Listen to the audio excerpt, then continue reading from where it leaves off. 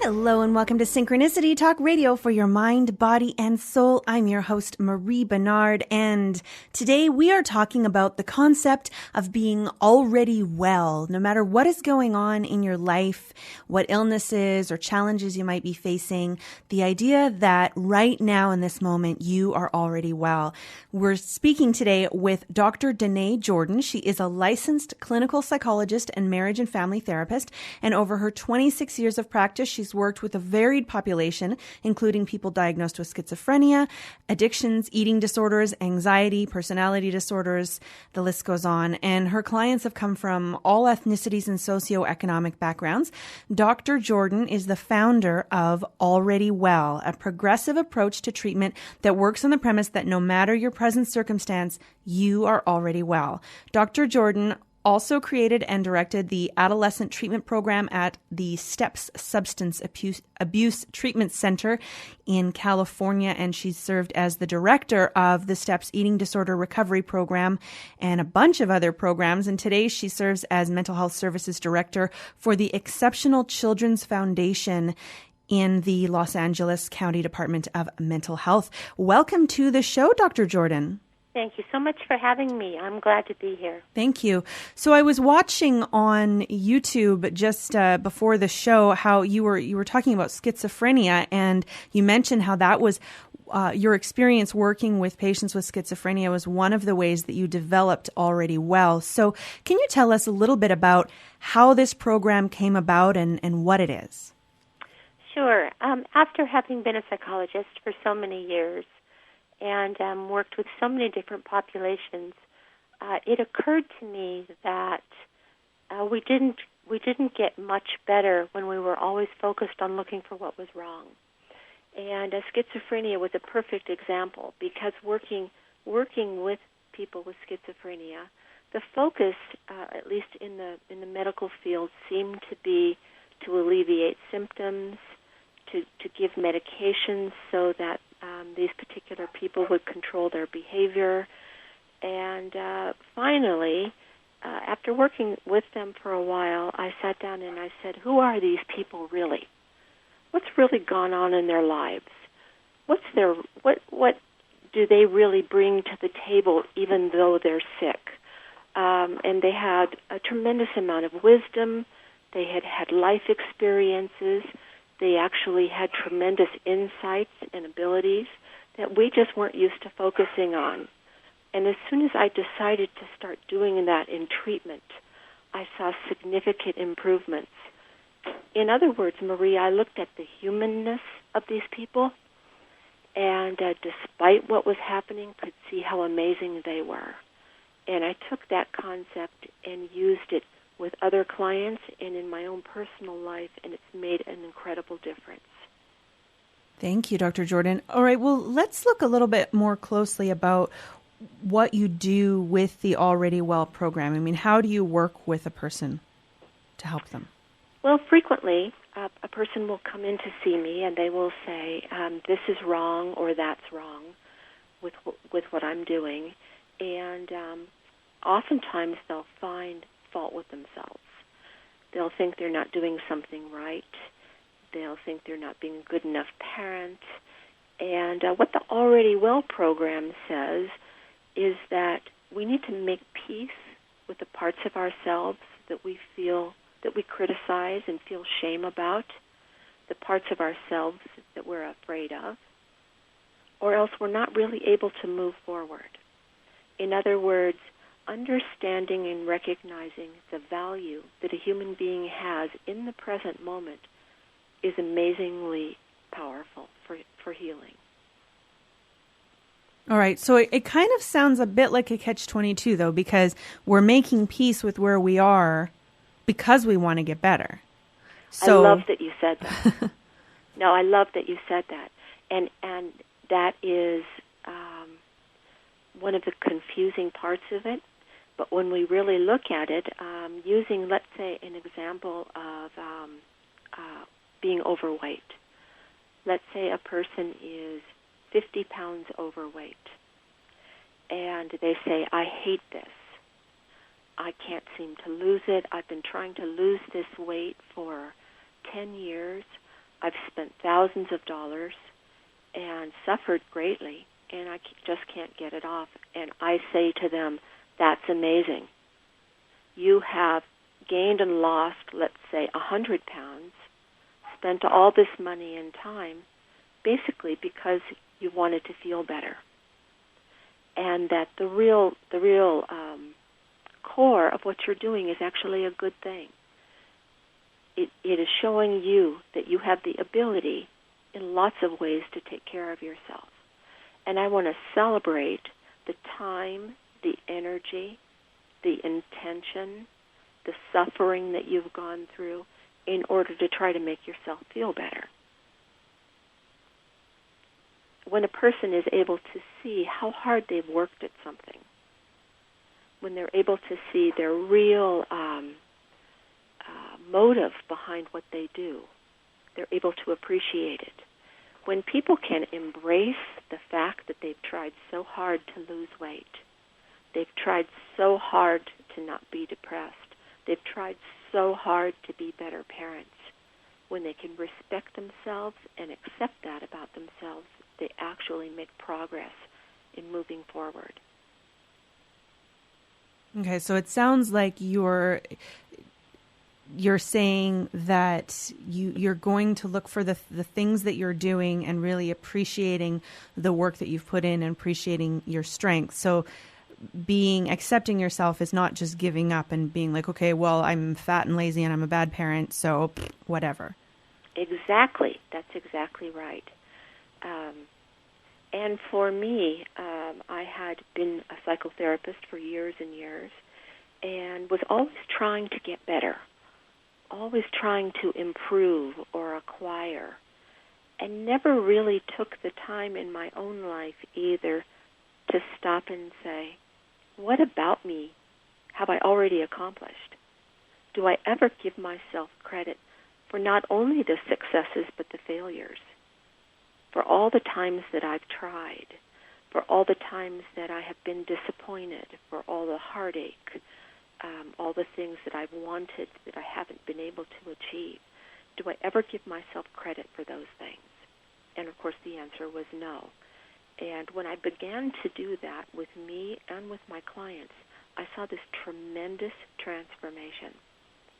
When I would look at, let's say, someone with schizophrenia and say, that is amazing that you have been able to stay alive like this for 8 years amidst the stigma, amidst the suffering, amidst the hospitalizations, giving that person credit for the things that they've lost in their life. I look at them and I say, you're absolutely amazing. That's amazing that you can do that. And we can do it with nearly any illness or situation. We are truly incredible human beings. And the fact that we've arrived here, both you and I, Marie, this day, despite all the stuff we've done or including it, is really something to be praised.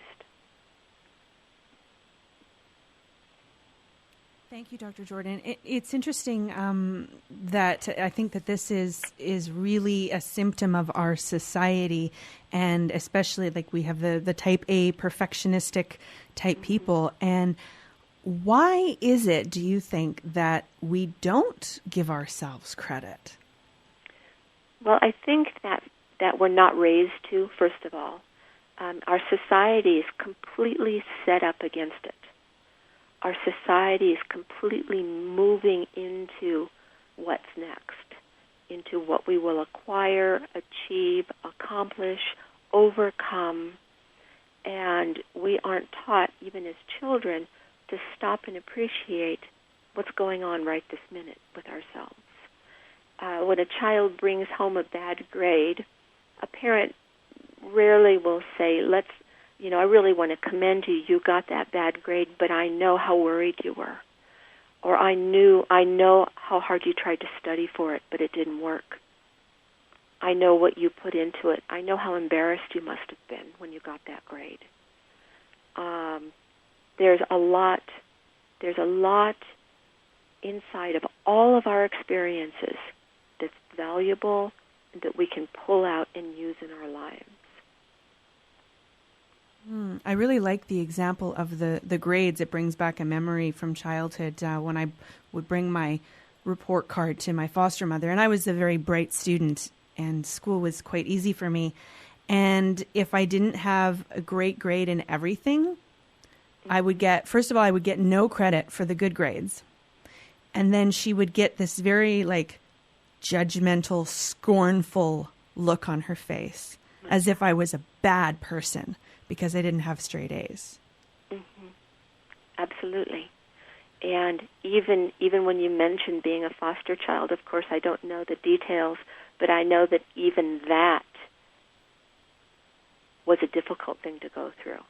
It certainly involved adjustment. It certainly involved adaptation.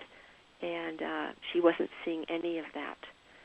And Already Well says, you are amazing that you even did that in the first place. And it is a good example of it, because you weren't inclined then to go get better grades. I think a good point you're bringing up here is there's different motivations for us to make improvements in our lives. And the motivation you would have been referring to then maybe would have been fear, or a desire to prove that you could accomplish or measure up. And the motive behind Already Well for change is, I am absolutely amazing already. Look what I've done. My God, 150 pounds I've gained and lost, all in an effort to feel better. And how incredible that is. So I understand your example. It's perfect. You weren't inclined, were you, at that point to say, wow, I'm going to keep getting good grades and doing good things because I feel so good about myself? No, there definitely wasn't any positive reinforcement. It was just, if anything, I probably did worse in school because I actually didn't mind school. But when I was made to feel bad, obviously I didn't enjoy it as much. And my teachers loved me. I mean, they weren't complaining about my grades. Of course not. So, you know what else comes to mind when you say that is, Already Well is really about us doing this to ourselves. I mean, this is really a very personal journey. When that happens to you or a small child, we internalize that as our standard. And we go along in life saying, well, I have to do this better, or I'm not good enough the way I am, or what I'm doing somehow I'm unworthy of getting good things in my life. And Already Well has us really look at what are those messages that we give ourselves all the time about needing to improve, not being thin enough, not being young enough or beautiful enough or any of that. So it's a moment in time when we celebrate the amazing work that we've all done to get where we are in the moment. So let's talk about, I want to ask you more about your own journey, but I'm curious to know about, we'll use the overweight person trying to lose weight as an example. So when they recognize that they have, done all of this work and they've been very successful at losing the weight and then gaining it back and yada, yada, yada, giving themselves credit and considering themselves already well, what's the next step after that? Well, the next step is to look at how the feelings shift. I would ask them, have you ever done this before? Well, no, I haven't. I would look into their life further, and we would bring out all sorts of examples of ways that they had really done a very good job of living. And in addition to, we would look at how they used food as a coping mechanism. Why in your history is this something that you learned?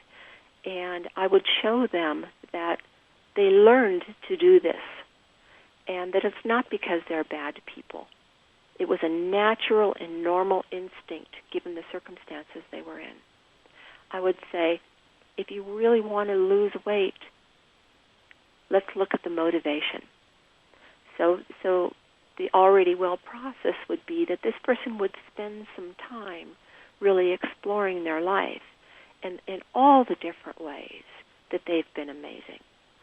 pulling the pearls out of all the parts of their lives that they've been afraid to look at, been avoiding, and taking those pearls and saying, okay, now let's come up with a plan that's based on self-respect and good energy and see what happens.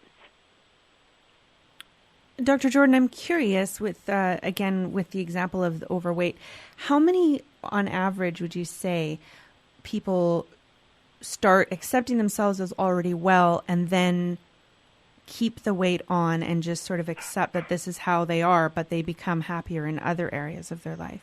That's a great question. I have had people, I'm sorry, I'm avoiding my dog barking here, so I'm walking around. Most people, I will ask them, what do you want to do with this? Do you want to accept your weight just like it is? And most people will say no. They'll say, no, I've been carrying this around because I haven't been able to love myself enough to let it go. But it does happen. People are able to use already well and say, you know what, I've decided I'm good enough just the way I am. So it's a personal decision. The question is, what do you want to do based in love? What is it that you want to do with your body based in the new self-respect you found? It's interesting with the weight or whatever it is. A lot of times people will have a challenge, like they want to be more financially successful, or they want to lose weight, or they want to be married, or whatever. And so they strive and they strive and they strive and they work so hard for it because they think that that's the thing that's going to make them happy. Exactly. And then they finally get it and they realize that they've still got all this stuff. They still feel awful. And now it's even harder because they don't have that goal anymore. Yes, that's right. Or you could say they don't have that chasing them anymore. I think that empowerment precedes change. It doesn't follow it. When we empower ourselves in the present moment, we are able to succeed beyond that. That's one reason that I've developed this, is because there are many philosophies that say after you do this or that, you will feel better about yourself. After you meditate and after you exercise and and it's true, we do feel better about ourselves, but it doesn't seem to be long-lasting. We kind of come back to this default place of, I don't deserve it, I'm not perfect enough, I can't really get happy. So I think that understanding, coming from a place of already knowing that we have tried really hard to look at the heartache behind wanting to be married and not being able to find anyone, to look at the time and energy that we've spent trying to do that, to look at the loneliness, to value that, to wrap our arms around it and say, wow, I've really spent a lot of time doing this. I'm an amazing person. So let's say, I like that you mentioned the meditation and the exercise and how you said that empowerment comes before change. And yet sometimes, I mean, it's hard to know if we change some of our behaviors, like with cognitive behavioral therapy, that can help as well. I mean, if someone is laying in bed and they don't have the energy to even function, right, how are they supposed to change their attitude about themselves? Well, I think it's simultaneous. It's not really one thing before the other. But we need to be aware of when we're making changes in life, when we're making changes, let's say, with finding a husband or losing weight, that we're also understanding that we're changing our relationship with ourselves at the same time. If my perpetual habit is to criticize myself, feel shame about myself, be afraid of the world, then it doesn't really matter how much of these other things I do, because I seem to come back to a default place. And I make reference to that because I have a lot of people in therapy that I see that are new that have been in therapy for a long time, because what they're trying to do is to change. They want to change this about themselves or change that, and already well, it isn't an answer in and of itself. It's a moment in time when we say, I'm already healing. I'm already brilliant. I've already done these things. I've already overcome this and overcome that. I am going to now tackle these things I want to do in a more empowered way. And a person who's in bed will need to obviously get out of bed, and they'll do that. They'll do that by making physical changes.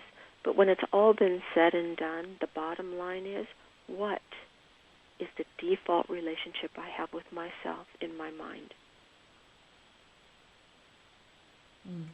Thank you. Well, we are speaking with Dr. Denee Jordan, and you can find her at alreadywell.com. This is Synchronicity, talk radio for your mind, body, and soul. I'm your host, Marie Bernard, and you can find me at spiritualshow.com. You can also check out some of my episodes on youtube.com/spiritual show.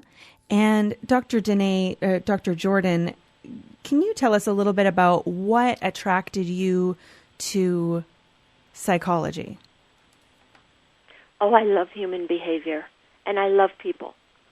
I love to watch what makes people do what they do, how people think differently one from the other. I love relationships, how people interact with one another. And really, quite honestly, I just think we're amazing. I don't think we give ourselves the credit that we're due. I think we're constantly working, like I had said, in order to improve or become or change or get better. And we're already, all of us, quite amazing already. And so what are some of the challenges that you've overcome I'm assuming, using the Already Well method? I think that the biggest challenge for me has been overcoming self-criticism. Not that I, of course, have succeeded, but I am much better now at recognizing the part of me that tells me I'm not measuring up, that tells me I'm not doing a good enough job, that is constantly monitoring what I'm saying and doing. She's relaxed some, that part of me. The wise woman in me, the part of me that is consistent, my spirit, that knows how hard I've worked already just to be alive, has more of a say-so in my life. She's coming forward more and saying, just a second, don't be so hard on yourself. You are quite amazing already. So it was that was one of those ideas actually that helped me give birth to Already Well. Can you tell us about the first time you remember recognizing this pattern and maybe this wise woman within you? I'm not sure it was a moment, Marie, but I think after many years, I've been lecturing and training, and I am a retired ballerina. Spent many, many years in the world of trying to be perfect, of trying to seek approval, nearly to the point of it killing me, I think.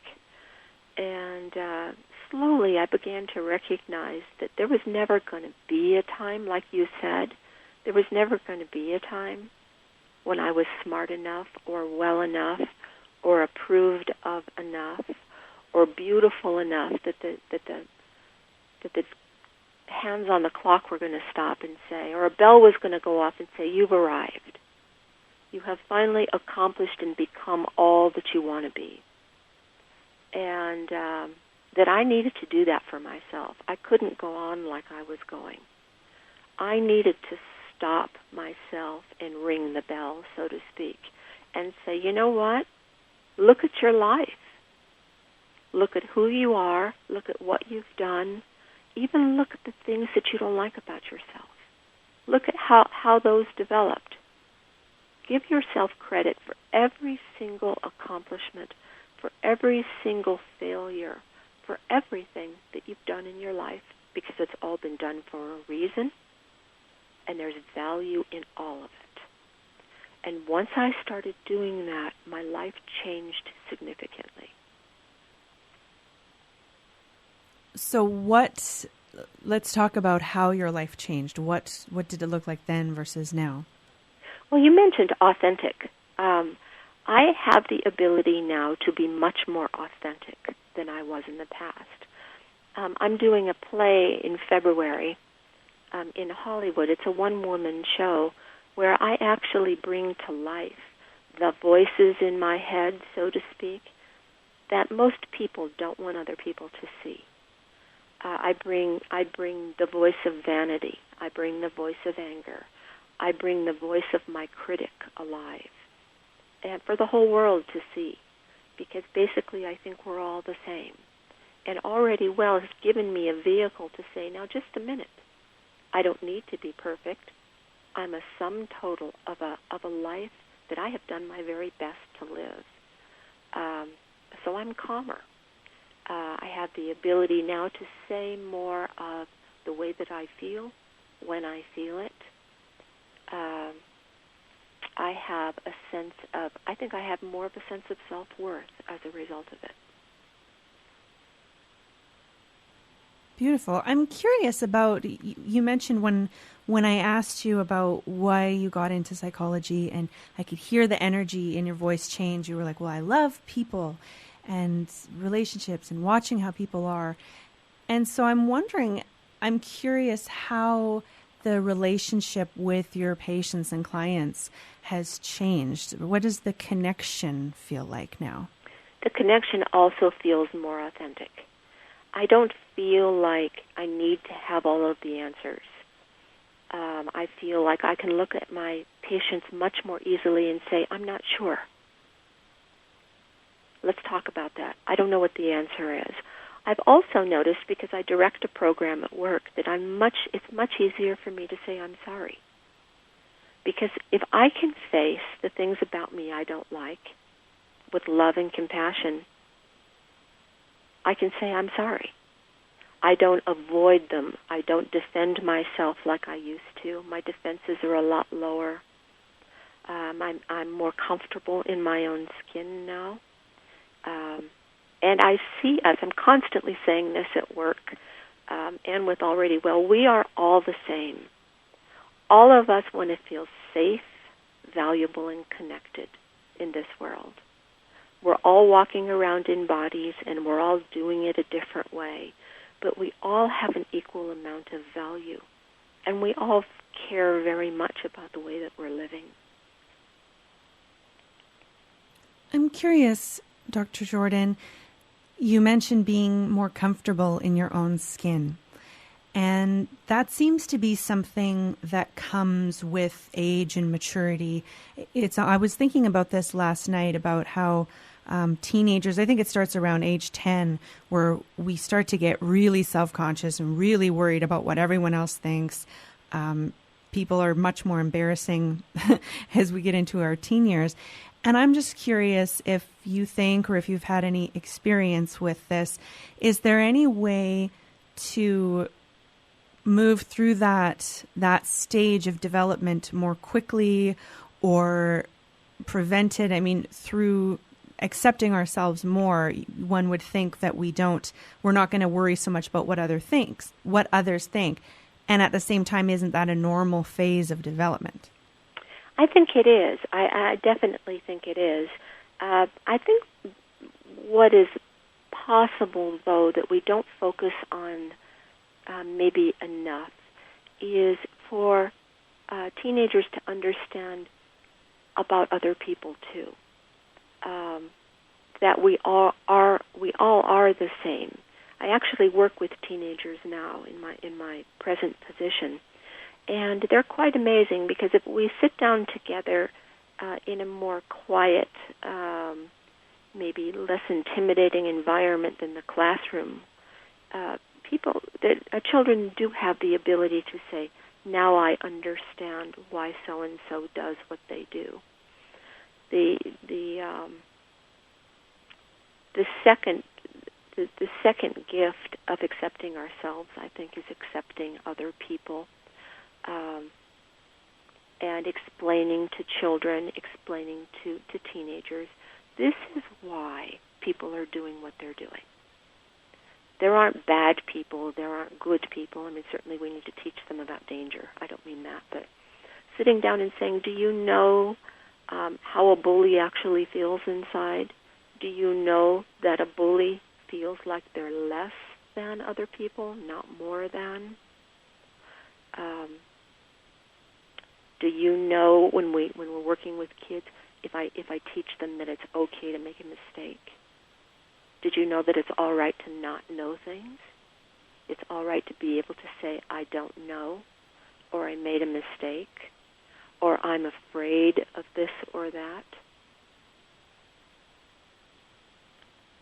There are actually some really good books out for teenagers on understanding their own behavior and the behavior of other people. But compassion is huge. I think compassion is a huge component of Already Well and of this whole process. Compassion for myself, compassion for others, regardless and including everything. So if there were one or two exercises that we could take, let's maybe start with self-compassion. Is there something that you could walk us through? What I like to do in the beginning is simply ask people to make a list of the things about their life that they hate or the things about themselves, and to look at each one and say, and to look at it more lovingly, to say, why is it that you think you do that? Isn't that for a perfectly reasonable human reason? Let's say being late. What is it about being late? Well, I hate being late. It makes me feel bad about myself. Okay, but what is it? What's going on with being late? Well, I don't feel like I have enough time to myself. All right, so being late may be the way that you're trying to get some extra time for yourself. Yeah? Okay, do you think that deserves a lot of criticism? No. Do you understand it a little better? Yes. Do you wish you did it in a different way? Yeah. I want to do it in a way that works. Okay, so let's talk about how you're going to give yourself a little more time in a way that works. So listing the things about you, the things you don't like in your life, and saying, why is this happening? What is it that I need to do in a more loving way to take care of this problem? Not how do I need to punish myself, how do I need to discipline myself, how do I need to stop eating sugar, what do you need to do that's more loving and respectful?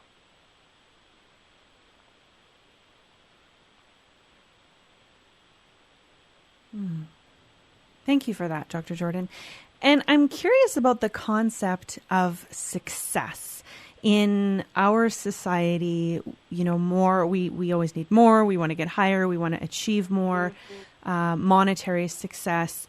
And you were talking in your media reel, I really found that interesting, the whole societal expectation of success. So can we talk about that and what it does to us?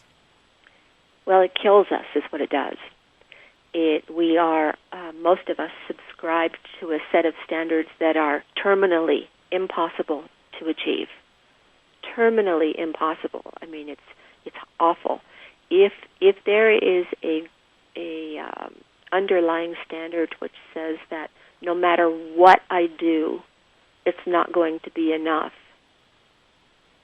that is a recipe for stroke, heart attack, cancer, rage. I mean, it's just incredible.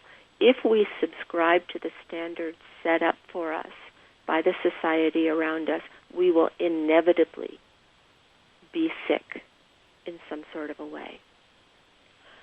The definition of success must be personal contentment. I'll use an example of the homeless, let's say. I have worked for years on a homeless team where people go out and assume that everybody wants to have their own home and a good job and a car to drive, let's say. And these are standards that we set up, and we go out and make assumptions on other people, when in fact there are some people in life that are content with a lot less than what the average person is. And so I listen to, when I'm working with my clients, I say, what would make you feel content?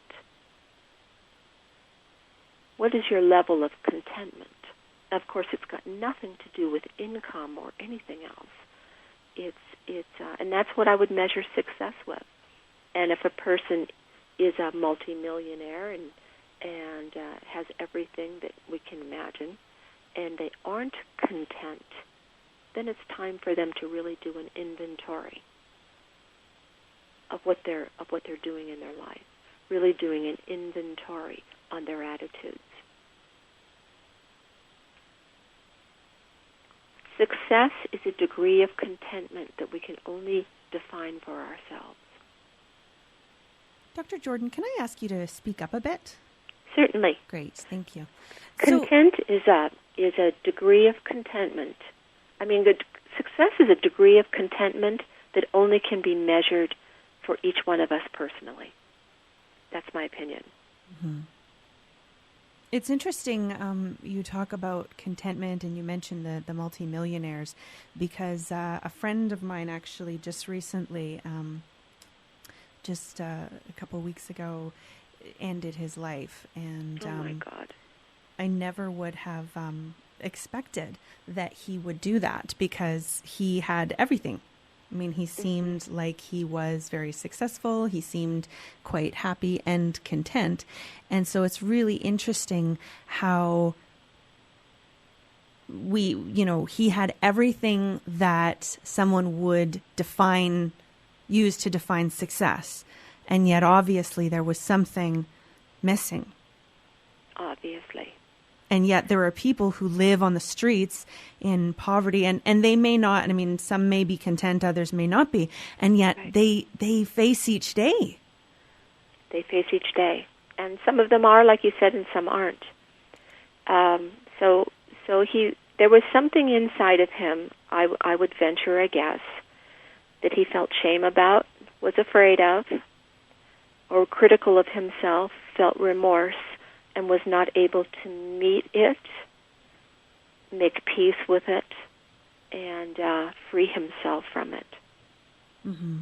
There was something holding him hostage inside. And of course I would not even venture a guess what it would be. Yeah, I've been trying, and I have some theories, and again it is, the theory that I've come up with is there was shame, unfortunately. But I mean, the thing is that's just when we feel shame, really, where is that coming from? For the most part, it's coming from the expectations that we place on ourselves, or the expectations that were placed on ourselves when we were kids. Right. That's right. And that's why I think it's so important we bring it to the table. Like Ram Dass said, we open the door and invite it in for tea. And we sit down with all the demons and the creatures, and we sit down and we say, would you like some tea? So tell me about yourself. Mm-hmm. And Marie, we love ourselves well. That's the only way that we can liberate ourselves is loving those parts of ourselves that we find unlovable. Mm. Through understanding and compassion. Like you said, there's nothing that we develop, no behavior, no thoughts, no feelings do we develop unless there is a reason to do it. There's some reason that we develop the way that we do. And usually, of course, it's behind survival. If I develop a behavior, it's to cope with my life, to cope with living, to protect myself from what I'm afraid of in the world. Mm.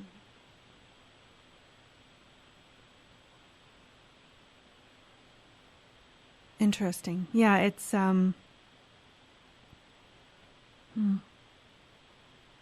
the things that we come up with that seem to make sense. I mean, when we form a belief, like you said, there's a reason, and it makes sense at the time, and yet we keep repeating these patterns far beyond the time that it makes sense or that it's healthy for us. Exactly. That's exactly right. I have found, too, that people don't usually come to the already well process or really to any sort of life exploration until somehow we've hit bottom. Somehow we say to ourselves, you know, what I'm doing is not working, or I've done this over and over and over again a million times, and I'm just getting the same results. I don't think it's something that we just come up with if we're going along and relatively content. And certainly being older is helpful with that, too. I'm curious, how much of the population do you think is actually content, whether or not they're in therapy? Very little.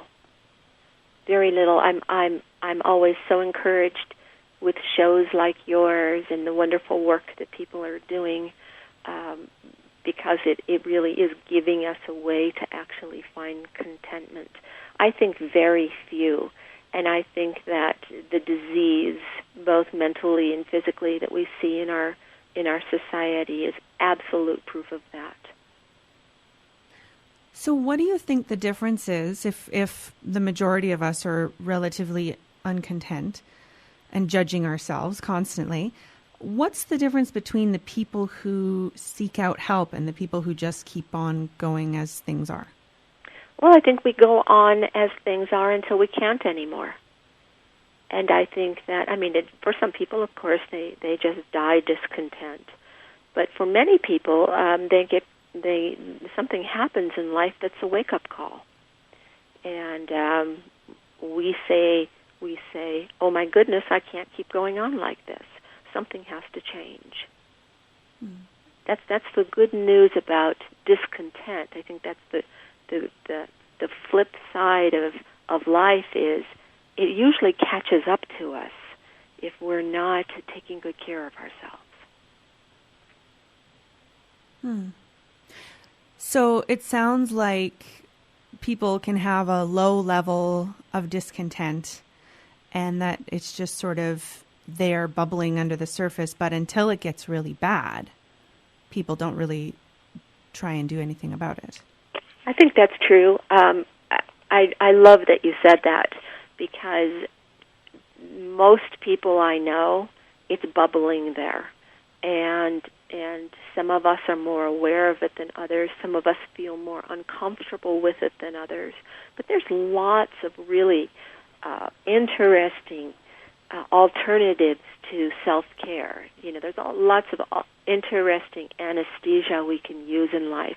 We can shop, we can drink, we can smoke, we can eat, we can acquire, we can glamorize, there's so many things that we can do to avoid that low level of discontent. And, many people just do it, of course, until they die.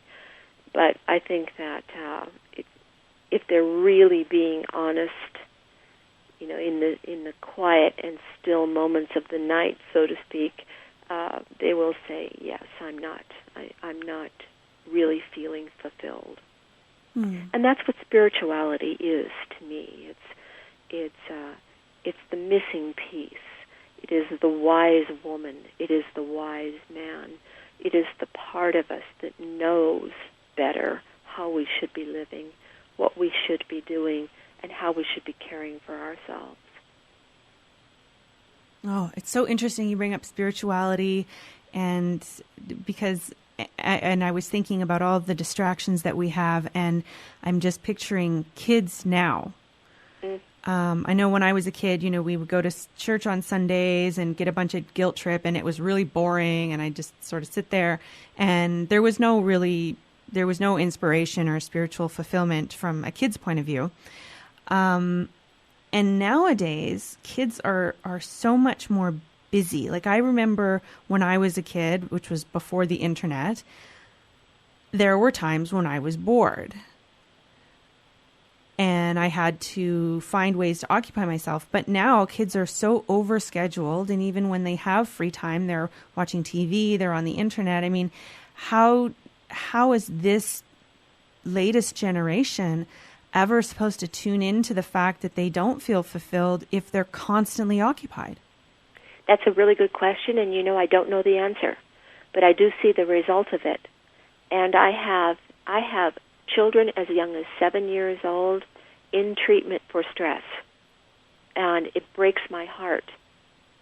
7 years old for stress from homework and school, playing sports, playing this and that, and winning.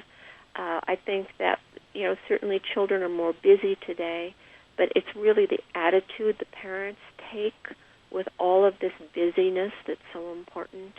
An attitude, there needs to be an attitude of, you did your best, I congratulate you, allowing for rest, allowing for childishness, allowing for a grade that isn't just an A. Our children become what they produce rather than who they really are. I think giving children an artistic alternative is really valuable, and not something that's perfectly prescribed, but something that allows them to express themselves in a natural sort of way. But it is really a concern for me. I have a 14-year-old that I'm working with right now who has a major eating disorder and is she's just about ready to go to the hospital with her anxiety. And it's 95% around school and her social life. I mean, it's just incredible.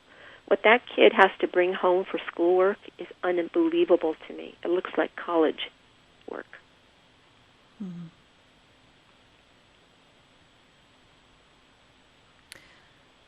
Another question came up for me. Because our society is so accomplishment focused, even if we're working with what would make us content, we're a social species. We need each other. Right? So at what point do you put contentment over, aren't we almost obligated to achieve a certain level of success just so that we can be in society and have friends? And yes, I think that what it requires is an integration. I call it my animal and my angel. An integration. I personally really like to shop for shoes, and I want to be able to integrate my shoe self with my wise woman, and that it's not an either-or thing like you're saying. It's not. My physical self, my social self, my self that went and got some Botox injections the other day, that part of me is integrated. She needs to integrate with the wise woman and spiritual part of me. I don't want to throw the baby out with the bathwater. I am a social creature. I want to do social things. I want to have a nice car and nice possessions, but all of that needs to be balanced with my spirit at the same time. I don't believe that neither in this lifetime is more sacred than the other. My ego and my body is definitely a part of my life here, and my spirit is too. And this is an integration, a coming together of all of the parts of me, and knowing that all of it is okay, knowing that all of the parts of me are doing the best possible job they can, being proud of that, finding energy from it, and moving forward. What about the days when you're not doing the best? That's okay. I say, okay, not doing so well. I say, it's okay to not do so well some days. I'm a human being. I'm a whole human being. I have hormones, and I have moods, and I have attitudes that don't work for me. I have a lot of things going on. And the secret to feeling better is to say it's okay to feel bad, which kind of gets back to your first question, where it sounds like a contradiction, but it's not. I really don't think it is. Giving myself permission to just be a human being, to not be feeling great all the time, I instantly feel better. But what's the difference then between someone who can show like self-compassion, it sounds like is what you're talking about. Mm-hmm. So what's the difference between someone who does that and someone who is just like, well, I don't care if you think I'm a jerk because that's your problem and I'm just going to continue being mean or stealing or hitting people and just never, and they just never try to do anything different? Well, I think that when I hear those kind of things, it sounds like they're accepting themselves for who they are, but they're really not. You know, underneath there's a real sense of self-loathing and lots of things they don't want to look at, a lot of pain and suffering. So I hear what you're saying, the attitudes sound the same, but really they're the opposite. Accepting myself, knowing that I would like to be better is different than giving myself excuses for not taking responsibility for my life. There's a difference. Mm. When I accept myself for who I am, with a full intention of growing and changing and expanding, that's taking responsibility for myself. When I say I don't care about anybody else, I just want to be like I am, I'm fine, I'm not really taking responsibility for my evolution. They're actually opposite. Mm. But they can seem so similar, and sometimes people almost sounds when you speak with people, because there's a certain developmental or spiritual path that we all go through, and sometimes I hear people who are on a spiritual path, but they have that attitude of, well, if you have a problem with anything I say, it's your problem. Right. And I mean, of course, there is a shred of truth in that. Right. But there's not it's completely not at all taking responsibility. Yes. I mean, obviously, when you and I or any two of us talk about somebody else, you know, we are making some kind of a judgment, which is absolutely normal. Mm-hmm. But with already well, this is a personal thing where I would say to that person, "Are you content?" And they would say, "I am," and I am, and I don't care what other people think. Well, to be honest with you, I would say, well, where's the connection piece there? There's something going on. There's some defensiveness in that. And when I'm defensive, I'm protecting something. When I'm protecting something, I feel unsafe. So you know, it would take some further exploration, but that's a hard thing to get around when it's somebody else's personality. Mm-hmm. And I say, okay, that's fine, unless they're my patient, you know. But if it's just a person in the universe, I say, you know, I have feelings about that. I have an opinion about that. But certainly there's nothing I'm going to do to change that. And they will, you know, they will reach a point of discomfort with that as well. Mm-hmm. Was that a clear answer to your question? Because that's a tricky question. No, I think so. I mean, I like what you said. It's true. You mentioned anytime we're talking about someone else, we are forming a judgment. I mean, our opinion is a form of judgment. Mm-hmm. Yes, it is. And yet, I mean, I totally see that about other people. And I also notice that we do it to ourselves, too. I mean, we're judging everything constantly. Constantly. Yes. and assessing, it's a fine line, but assessing to me is different than judging. And that's a fine line, and something there's no finite way to measure that. But assessment is a little looser for me. It's a little more like, I need to watch where I'm driving, so to speak. I need to kind of know where I am in the universe. I want to assess another person and say, well, where are they coming from? I mean, they're an animal. They're in the kingdom with me. Are they dangerous? Are they approachable? Who are they? It's perfectly natural. And when I really watch, or when I really notice I'm judgmental, is when I think that I'm better. And not different, but better. And when I feel better than other people, I have some self assessment to do. It sounds like when we think that we're better, it's almost a way of disconnecting ourselves from others, and I imagine that's a way of protecting ourselves as well. That's funny you said that. I completely agree, and that kind of reminds me of the question you just asked me about the person that says, and I don't care what people think. First of all, I will say that that's absolutely not true. Because as human animals, we are pack animals. This is just an interesting point. We are pack animals, and we are born and developed to care what other people think of us. Because if we don't watch what other people think of us, we won't keep ourselves inside the pack, and we won't stay safe. We are not lone creatures. So we all naturally and are supposed to care about what other people think of us. But you and I and everybody else knows when that goes too far.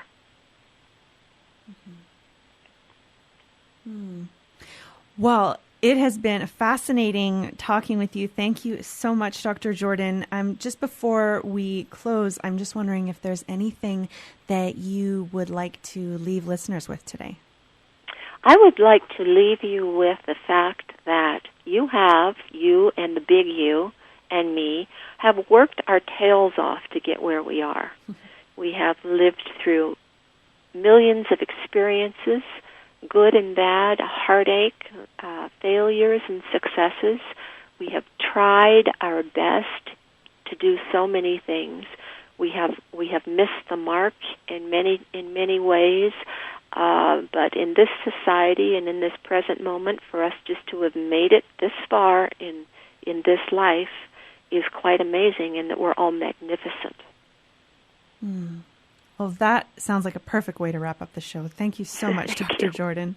All right. Well, we've been speaking with Dr. Denee Jordan, and you can find her at alreadywell.com. Thank you so much for joining us today. It has been such a pleasure serving you, and feel free to check out my website, spiritualshow.com, as well as Dr. Jordan's alreadywell.com. And I just want to send you lots and lots of love for a wonderful week. Be well. I love you so much. And remember to love yourself.